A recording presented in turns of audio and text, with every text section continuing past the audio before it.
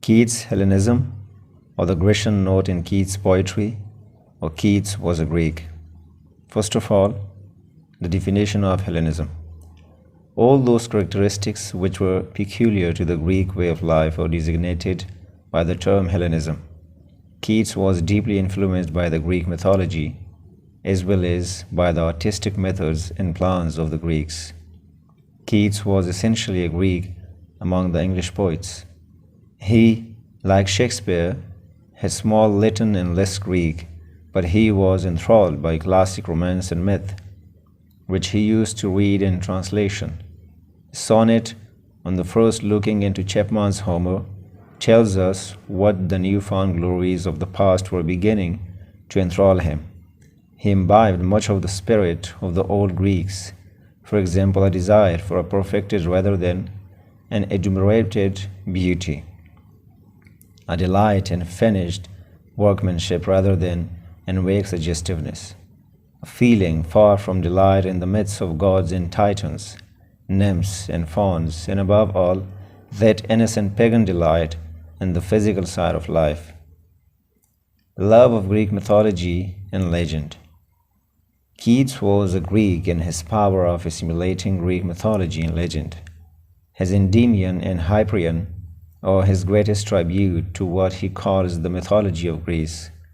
There are hymns to pagan gods and goddesses, Diana, Neptune, Venus, Cupid, Pan, and Baucis. For all the classical myths that Keats loved so dearly, he was particularly fancy-bound by the moon. And I stood tiptoe upon a little hill in sleep, and poetry foreshadowed the fuller treatment of the moon, delight, and Endymion. Affinity with the Greek way of life. Keats showed an affinity with the Greek way of life. The ode on a Grecian Urn has for its main theme now the sensuous beauty of the figures on his imaginary Greek urn, but responds to the imaginative pictures that these artistic representations arouse. It shows that to Keats, Grecian beauty mean not bare pleasant rhetoric upon the old mythology, but rather warm recreation of Greek life. Use of Greek themes in Keats' poetry.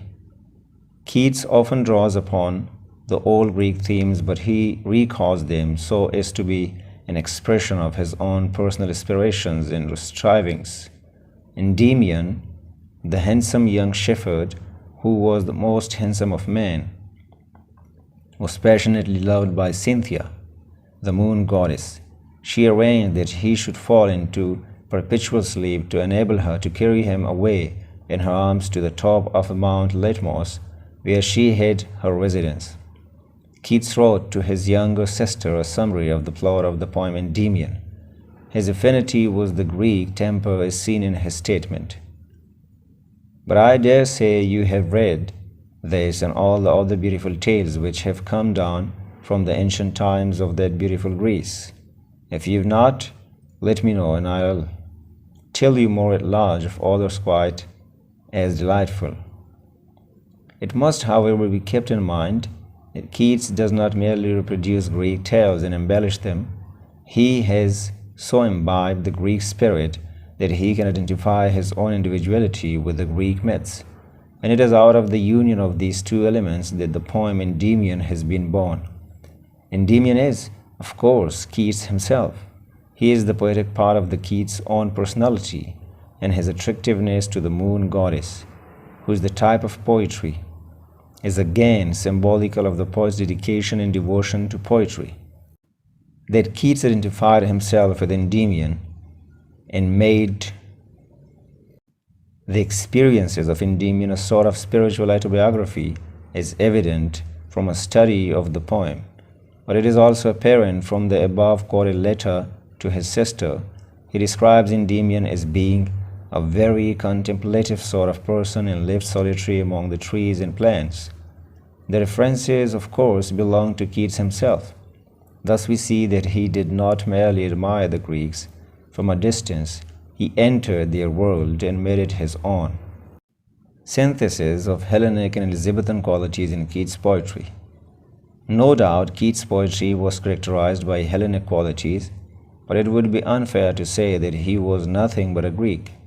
He had Elizabethan qualities which run counter to the noblest inspirations and thoughts of the Greeks. The Greeks were calm, restrained, and disciplined, and never allowed themselves to be exuberant and ornate in their expressions. But Keats was not governed by these considerations. He loved richness, color, picturesqueness, and delight in the persecution of beautiful things in a language which is characterized by rich excess. Poetry should delight us by fine excess, wrote Keats. In the presence of rich excess in his poetry, militates against the Greek way of expression. Hence he cannot be called a thorough Greek, though characteristics of Hellenism are present in his poems.